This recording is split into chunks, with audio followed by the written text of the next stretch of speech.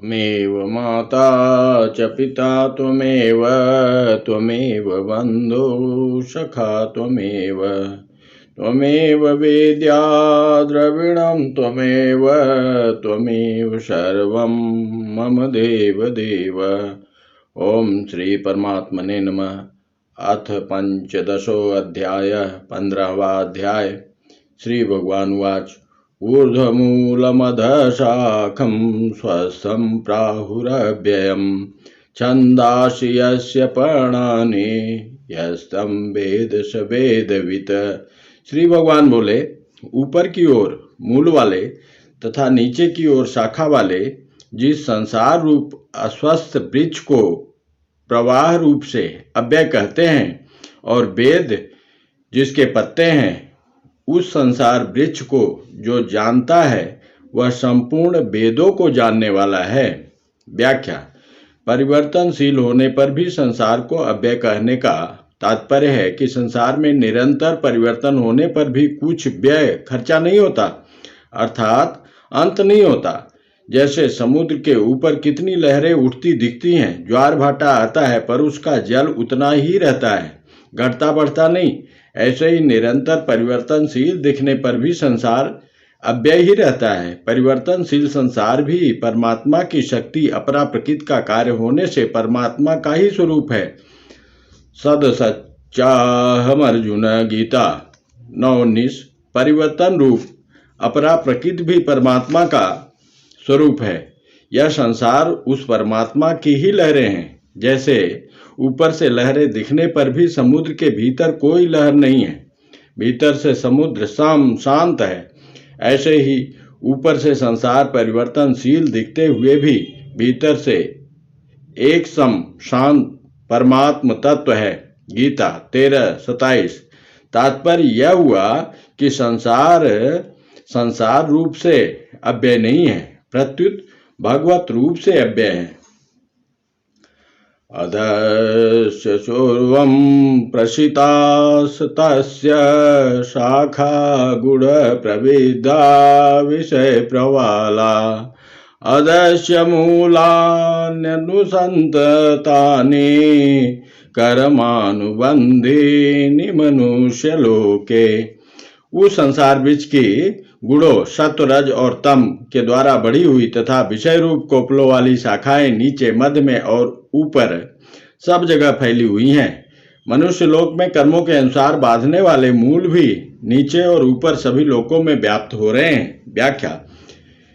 प्रथम श्लोक में आए ऊर्ध्वमूलम पद का तात्पर्य है कि परमात्मा जो संसार के रचयिता तथा उसके मूल आधार हैं, और यहाँ मूलान पद का तात्पर्य है कि तदात्म ममता और कामना रूप मूल जो संसार में मनुष्य को बांधते हैं। साधक को इन मूलों का तो छेदन करना है और ऊर्ध्वमूल परमात्मा का आश्रय लेना है। न रूपम सेह तथोपलभ्यते नान्तो न चार्दिन च संप्रतिष्ठा अस्वस्थमेनं सुविरूढ़मूल मसंग शस्त्रेण दृढ़ेन छित्त्वा। इस संसार वृक्ष का जैसा रूप देखने में आता है वैसा यहाँ विचार करने पर मिलता नहीं, क्योंकि इसका न तो आदि है, न अंत है और न स्थिति है। इसलिए इस दृढ़ मूलों वाले संसार रूप अस्वस्थ वृक्ष को दृढ़ असंगता रूप शस्त्र के द्वारा काटकर। व्याख्या। भगवान आदि में भी हैं, अंत में भी हैं और मध्य में भी हैं। गीता 10:20-32। परंतु संसार न आदि में है, न अंत में है और न मध्य में ही है, अर्थात संसार की सत्ता ही नहीं। नास्तो विद्यते भावः। गीता 2:16। अतः एक भगवान के सिवाय कुछ भी नहीं। इस श्लोक में आए छित्त्वा पद का तात्पर्य काटना अथवा नाश, अभाव करना नहीं, प्रत्युत संबंध विच्छेद करना है। कारण कि यह संसार वृक्ष भगवान की अपरा प्रकृति होने से अव्यय है। संसार राग के कारण ही दिखता है। जिस वस्तु में राग होता है उसी वस्तु की स्वतंत्र सत्ता और महत्ता दिखती है। यदि राग न रहे तो नेत्रों से संसार की सत्ता दिखते हुए भी महत्ता नहीं रहती। अतः असंग शस्त्रेण दृढ़ेन चित्वा पदों का तात्पर्य है कि संसार के राग को सर्वथा मिटा देना, अर्थात अपने अंतःकरण में एक परमात्मा के सिवाय अन्य किसी से संबंध न मानना। सृष्टि मात्र की किसी भी वस्तु को अपनी और अपने लिए न मानना। वास्तव में संसार की सत्ता बंधनकारक नहीं है, प्रत्युत उससे राग पूर्वक माना हुआ संबंध ही बंधनकारक है। सत्ता बाधक नहीं है, महत्ता बाधक है। हम जिस वस्तु को महत्व देते हैं वही बांधने वाली हो जाती है। महत्ता हमारी दी हुई है, उसमें है नहीं।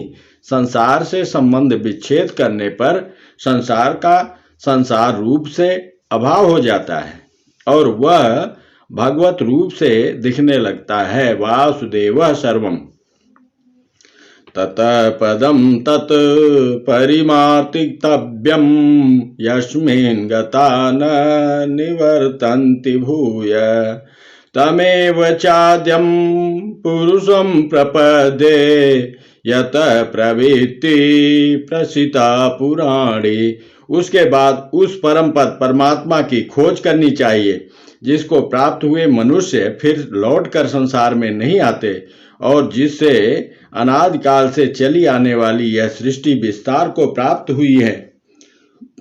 उस आदि पुरुष परमात्मा के ही मैं शरण हूँ। व्याख्या: संसार नित्य निवृत्त है, इसलिए उसका त्याग होता है, और परमात्मा नित्य प्राप्त है, इसलिए उनकी खोज होती है।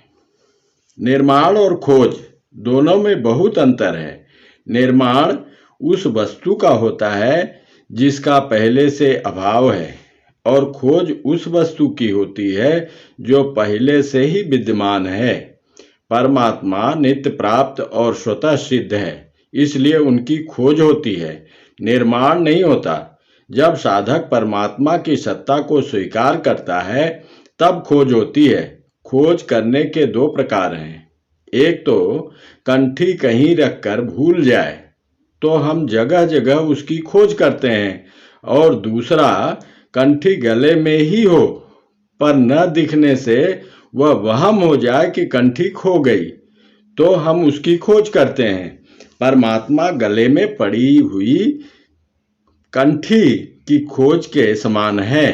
तात्पर्य है कि वास्तव में परमात्मा खोए नहीं है, पर संसार की ओर दृष्टि सम्मुखता रहने से हमारी दृष्टि परमात्मा की ओर नहीं जाती। उधर दृष्टि न जाना ही उसका खोना है। निर्माण मोहा जित संग दोषा अध्यात्म नित्या विनिवेत कामा द्वंद्वैर्विमुक्ता सुख दुख संगैर्गच्छन्त मूढ़ा पदम व्ययम तत्। जो अपनी दृष्टि से मान और मोह से रहित हो गए हैं, जिन्होंने आसक्ति से होने वाले दोषों को जीत लिया है, जो नित्य निरंतर परमात्मा में ही लगे हुए हैं, जो संपूर्ण कामनाओं से रहित हो गए हैं, जो सुख दुख नाम वाले द्वंद्वों से मुक्त हो गए हैं, ऐसे ऊंची स्थिति वाले मोह रहित साधक भक्त उस अविनाशी परम पद परमात्मा को प्राप्त होते हैं।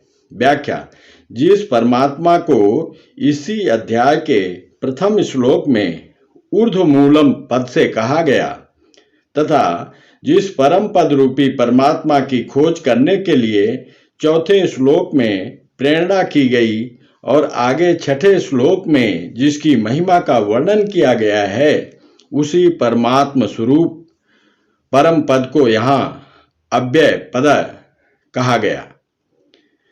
जो ऊंची स्थिति के साधक भक्त मान मोह ममता आदि दोषों से सर्वथा रहित हो जाते हैं, वे उस अविनाशी परम पद को अवश्य प्राप्त होते हैं, जिसे प्राप्त होने पर जीव लौटकर नाशवान संसार में नहीं आता। न तद्भासयते सूर्यो न शशांको न पावक यदि गत्वा न निवर्तन्ते तद्धाम परमं मम। उस परम पद को न सूर्य न चंद्र और न अग्नि ही प्रकाशित कर सकती है, और जिसको प्राप्त होकर जीव लौटकर संसार में नहीं आते, वही मेरा परम धाम है। मैं उस परम धाम तक सूर्य चंद्र और अग्नि की पहुंच नहीं है। व्याख्या। यह छठा श्लोक 5वें और 7वें श्लोक को जोड़ने वाला है। इन श्लोकों में भगवान यह बताते हैं कि वह अविनाशी पद मेरा ही धाम है, जो मुझमें अभिन्न है, और जीव भी मेरा सनातन अंश होने के कारण मुझसे अभिन्न है। अतः भगवान का जो धाम है वही हमारा धाम है। इसी कारण उस धाम की प्राप्ति होने पर फिर लौटकर संसार में नहीं आना पड़ता। जब तक हम अपने उस धाम में नहीं जाएंगे, तब तक हम मुसाफिर की तरह अनेक योनियों में तथा अनेक लोकों में घूमते ही रहेंगे, कहीं भी ठहर नहीं सकेंगे। यदि हम ऊंचे से ऊंचे ब्रह्मलोक में भी चले जाएं, तो वहां से भी लौटकर आना पड़ेगा। गीता 8:16। कारण कि यह संपूर्ण संसार मात्र ब्रह्मांड परदेश है, स्वदेश नहीं। यह पराया घर है, अपना घर नहीं। विभिन्न योनियों और लोकों में हमारा भटकना तभी बंद होगा जब हम अपने असली घर में पहुंच जाएंगे। परम पद को न तो अधिभौतिक प्रकाश सूर्य चंद्र आदि प्रकाशित कर सकता है, न अधिदैविक प्रकाश नेत्र मन बुद्धि वाणी आदि प्रकाशित कर सकता है।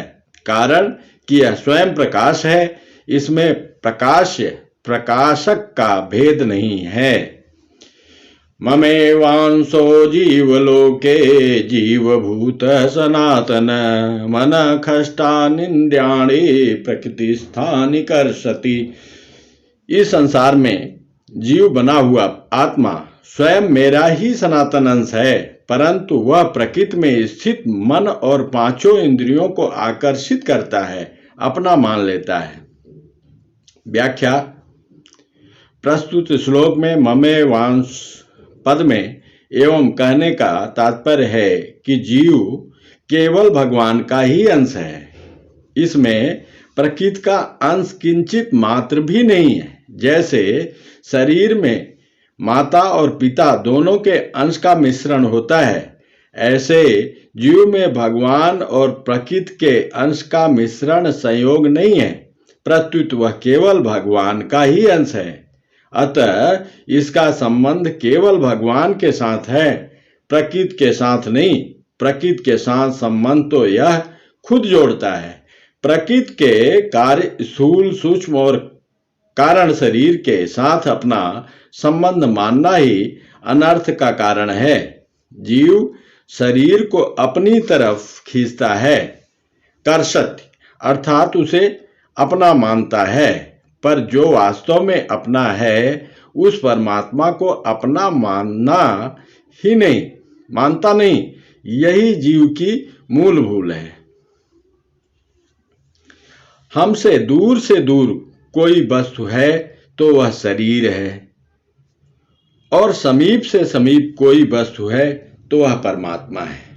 परंतु शरीर को मैं, मेरा और मेरे लिए मानने के कारण मनुष्य को उल्टा दिखता है, अर्थात शरीर तो समीप दिखता है और परमात्मा दूर।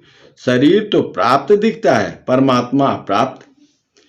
शरीरम यद्वाप्नोति यच्चाप्युत्क्रामतीश्वर गृहेत्वैतानि संयाति वायुर्गंधानि वासयात्। जैसे वायु गंध के स्थान से गंध को ग्रहण करके ले जाती है, ऐसे ही शरीर आदि का स्वामी बना हुआ जीवात्मा भी जिस शरीर को छोड़ता है, वहां से इन मन सहित इंद्रियों को ग्रहण करके फिर जिस शरीर को प्राप्त होता है उसमें चला जाता है। व्याख्या। वास्तव में शुद्ध चेतन आत्मा का किसी शरीर को प्राप्त करना और उसका त्याग करके दूसरे शरीर में जाना ही नहीं, क्योंकि आत्मा अचल और समान रूप से सर्वत्र व्याप्त है। गीता 2:17-24। शरीरों का ग्रहण और त्याग परिच्छिन्न एक देशी तत्व के द्वारा ही होना संभव है, जबकि आत्मा कभी किसी भी देश कालाद में परिच्छिन्न नहीं हो सकती। परंतु जब वह आत्मा प्रकृति के कार्य शरीर से तादात्म्य कर लेती है, अर्थात शरीर को मैं और मेरा मान लेती है, तब सूक्ष्म शरीर के आने जाने को उसका आना जाना कहा जाता है। वायु का दृष्टांत देने का तात्पर्य है कि जीव वायु की तरह निर्लिप्त रहता है। शरीर से लिप्त होने पर भी वास्तव में इसकी निर्लिप्तता ज्यों की त्यों रहती है। शरीरस्थोक्त कौन्तेय न करोत न लिप्यते। गीता 13:31। श्रोत्रं चक्षुस्पर्शनं च रसनं घ्राणमेव च अधिष्ठाय मनश्चायं विषयानुपसेवते। यह जीवात्मा मन का आश्रय लेकर ही श्रोत्र और नेत्र तथा त्वचा, रसना और घ्राण, इन पांचों इंद्रियों के द्वारा विषयों का सेवन करता है। जैसे कोई व्यापारी किसी कारणवश एक जगह से दुकान उठाकर दूसरी जगह लगाता है, ऐसे ही जीवात्मा एक शरीर को छोड़कर दूसरे शरीर में जाता है। और जैसे पहले शरीर में विषयों का रागपूर्वक सेवन करता था, ऐसे ही दूसरे शरीर में जाने पर भी यही स्वभाव होने से विषयों का सेवन करने लगता है। इस प्रकार जीवात्मा बार बार विषयों में आसक्ति के कारण ऊंच नीच योनियों में भटकता रहता है। कारण कि विषयों का सेवन करने से स्वयं की गौणता और शरीर संसार की मुख्यता हो जाती है, इसलिए स्वयं भी जगत रूप हो जाता है। गीता 7:13। जय श्री कृष्ण। जय श्री कृष्ण। उक्रामन्तं मिश्रितं वापि भुज्जानं वा गुणान्वितं विमूढा पश्यन्ति ज्ञानचक्षुषा। शरीर को छोड़कर जाते हुए या दूसरे शरीर में स्थित हुए अथवा विषयों को भोगते हुए भी गुणों से युक्त जीवात्मा के स्वरूप को मूढ़ मनुष्य नहीं जानते। ज्ञान रूपी नेत्रों वाले ज्ञानी मनुष्य ही जानते हैं। व्याख्या: शरीर को छोड़कर जाना, दूसरे शरीर में स्थित होना और विषयों को भोगना, तीनों क्रियाएं अलग अलग हैं, पर उनमें रहने वाला जीवात्मा एक ही है। यह बात प्रत्यक्ष होते हुए भी अविवेकी मनुष्य इसको नहीं जानता, अर्थात अपने अनुभव को महत्व नहीं देता। कारण कि तीनों गुणों से मोहित होने के कारण वह बेहोश सा रहता है। गीता 7:13। भगवान ने पिछले श्लोकों में 5 क्रियाएं बताई हैं: सुनना, देखना, स्पर्श करना, स्वाद लेना तथा सूंघना। और इस श्लोक में 3 क्रियाएं बताई हैं: शरीर को छोड़कर जाना, दूसरे शरीर में स्थित होना तथा विषयों को भोगना। इन 8 में कोई भी क्रिया निरंतर नहीं रहती, पर स्वयं निरंतर रहता है। क्रियाएं तो 8 हैं, पर इन सब में स्वयं एक ही रहता है, आत्मा। इसलिए इसके भाव और अभाव का, आरंभ और अंत का ज्ञान सबको होता है। जिसे आरंभ और अंत का ज्ञान नहीं होता, ज्ञान होता है, वह स्वयं नित्य होता है। यह नियम है। अनेक अवस्थाओं में स्वयं एक रहता है और एक रहते हुए अनेक अवस्थाओं में जाता है। यदि स्वयं एक न रहता तो वह अवस्थाओं का अलग अलग अनुभव कौन करता? परंतु ऐसी बात प्रत्यक्ष होते हुए भी विमूढ़ मनुष्य इस तरफ नहीं देखते, प्रत्युत ज्ञान रूपी नेत्रों वाले योगी मनुष्य ही देखते हैं। यतन्तो योगिनश्चैनं पश्यन्त्यात्मन्यवस्थितं यतन्तोऽपि कृतात्मानो नैनं पश्यन्त चेतसः। यत्न करने वाले योगी लोग अपने आप में स्थित इस परमात्म तत्व का अनुभव करते हैं, परंतु जिन्होंने अपना अंतःकरण शुद्ध नहीं किया है, ऐसे अविवेकी मनुष्य यत्न करने पर भी इस तत्व का अनुभव नहीं करते। व्याख्या, सदा न भोग साथ रहता है न संग्रह साथ रहता है, यह विवेक मनुष्य में स्वतः है। परंतु जो मनुष्य शास्त्र पढ़ते हुए, सत्संग करते हुए, साधन करते हुए भी अपने विवेक की तरफ ध्यान नहीं देते, भोग और संग्रह से अलगाव का अनुभव नहीं करते, वे मनुष्य अकृतात्मा हैं। ऐसे मनुष्यों को 18वें अध्याय के 16वें श्लोक में भगवान ने अकृत बुद्धि और दुर्मति कहा है। यद्यपि परमात्म प्राप्ति कठिन नहीं है, तथा भीतर में राग, आसक्ति, सुख बुद्धि पड़ी रहने से वे साधन करते हुए भी परमात्मा को नहीं जानते। कारण कि भोग तथा संग्रह में रुचि रखने वाले मनुष्य का विवेक स्थिर नहीं रहता। यदादित्यगतं तेजो जगद्भासयतेऽखिलं यच्चन्द्रमस्यच्चाग्रो तत्तेजो विधिमामकम्। सूर्य को प्राप्त हुआ जो तेज संपूर्ण जगत को प्रकाशित करता है, और जो तेज चंद्रमा में है तथा जो तेज अग्नि में है, उस तेज को मेरा ही जान। व्याख्या, प्रभाव और महत्व की तरफ आकर्षित होना जीव का स्वभाव है। प्राकृत पदार्थों के संबंध से जीव प्राकृत पदार्थों के प्रभाव और महत्व से प्रभावित होता जाता है।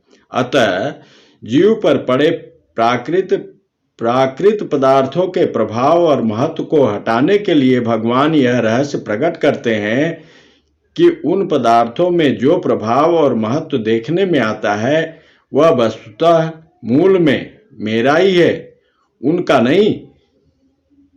सर्वोपरि प्रभावशाली तथा महत्वशाली मैं ही हूं। मेरे ही प्रकाश से सब प्रकाशित हो रहे हैं। गामाविश्य च भूतान धारयाम्यहं मोजसा पूषणां चौदसी सर्वा सोमो भूत्वा रसात्मकः। मैं ही पृथ्वी में प्रविष्ट होकर अपनी शक्ति से समस्त प्राणियों को धारण करता हूँ, और मैं ही रस स्वरूप चंद्रमा होकर समस्त औषधियों को, वनस्पतियों को पुष्ट करता हूँ। व्याख्या, पृथ्वी, चंद्रमा आदि सब भगवान की अपरा प्रकृति है। गीता 7:4। अतः इसके उत्पादक, धारक, पालक, संरक्षक, प्रकाशक आदि सब कुछ भगवान ही है। भगवान की शक्ति होने से अपरा प्रकृति भगवान से अभिन्न है। अहम वैश्वानरो भूत्वा प्राणिनां देहमाश्रितः प्राणापान समायुक्तम पंचामन्यम चतुर्विधम। गीता में सब जगह प्राण और अपान इन दोनों का वर्णन हुआ है। जैसे प्राणियों के शरीर में रहने वाला मैं प्राण, अपान से युक्त वैश्वानर जठराग्नि होकर 4 प्रकार के अन्न को पचाता है। व्याख्या, पृथ्वी में प्रविष्ट होकर संपूर्ण प्राणियों को धारण करना, चंद्रमा होकर संपूर्ण वनस्पतियों का पोषण करना, फिर उनको खाने वाले प्राणियों के भीतर जठराग्नि होकर खाए हुए अन्न को पचाना आदि संपूर्ण कार्य भगवान की ही शक्ति से होते हैं। परंतु मनुष्य उन कार्यों को अपने द्वारा किया जाने वाला मानकर व्यर्थ में ही अभिमान कर लेता है। जैसे बैलगाड़ी के नीचे छाया में चलने वाला कुत्ता समझता है कि बैलगाड़ी में मैं ही चलाता हूं। सर्वस्य चाहं हृदि सन्निविष्टो मत्तः स्मृतिर्ज्ञानं पोहनं च वेदेश सर्वैरहमेव वेद्यो वेदांत कृद्वेदविदेव चाहम्। मैं ही संपूर्ण प्राणियों के हृदय में स्थित हूँ तथा मुझसे ही स्मृति, ज्ञान और अपोहन, संशय आदि दोषों का नाश होता है। संपूर्ण वेदों के द्वारा मैं ही जानने योग्य हूँ। वेदों के तत्व का निर्णय करने वाला और वेदों को जानने वाला मैं ही हूँ। व्याख्या, पिछले 3 श्लोकों में भगवान ने प्रभाव और क्रिया रूप से अपनी विभूतियों का वर्णन किया। अब प्रस्तुत श्लोक में भगवान स्वयं अपना वर्णन करते हैं। तात्पर्य है कि इस श्लोक में स्वयं भगवान का वर्णन है। आदित्यगत, चंद्रगत, अग्निगत अथवा वैश्वानरगत भगवान का वर्णन नहीं। मूल में एक ही तत्व है, केवल वर्णन में भिन्नता है। पहले ममेवांशो जीवलोके 15:7 पदों से यह सिद्ध हुआ कि भगवान अपने हैं, और यहाँ सर्वस्य चाहम हृदय सन्निविष्ट पदों से यह सिद्ध होता है कि भगवान अपने में हैं। भगवान को अपना स्वीकार करने से उनमें स्वाभाविक प्रेम होगा, और अपने में स्वीकार करने से उन्हें पाने के लिए दूसरी जगह जाने की जरूरत नहीं रहेगी। सबके हृदय में रहने के कारण भगवान प्राणी मात्र को नित्य प्राप्त हैं। अतः किसी भी साधक को भगवान की प्राप्ति से निराश नहीं होना चाहिए। भगवान कहते हैं कि वेद अनेक हैं, पर उन सब में जानने योग्य एक मैं ही हूँ, और उन सब को जानने वाला भी मैं ही हूँ। तात्पर्य है कि सब कुछ मैं ही हूँ। वासुदेवः सर्वम्। द्वाविमो पुरुषो लोके क्षरश्चाक्षर एव च क्षर सर्वाणि भूतानि कूटस्थो क्षर उच्यते। इस संसार में क्षर नाशवान और अक्षर अविनाशी, ये 2 प्रकार के ही पुरुष हैं। संपूर्ण प्राणियों के शरीर क्षर और जीवात्मा अक्षर कहा जाता है। व्याख्या: क्षर जगत तथा क्षर अक्षर जीव पहले 6ठे श्लोक में और फिर 12वें में 15वें श्लोक तक भगवान ने अलौकिक तत्व का वर्णन किया है कि स्वतंत्र सत्ता अलौकिक की ही है, लौकिक की नहीं। लौकिक की सत्ता अलौकिक से ही है, लौकिक से ही लौकिक प्रकाशित होता है। लौकिक में जो प्रभाव देखने में आता है वह सब अलौकिक का ही है।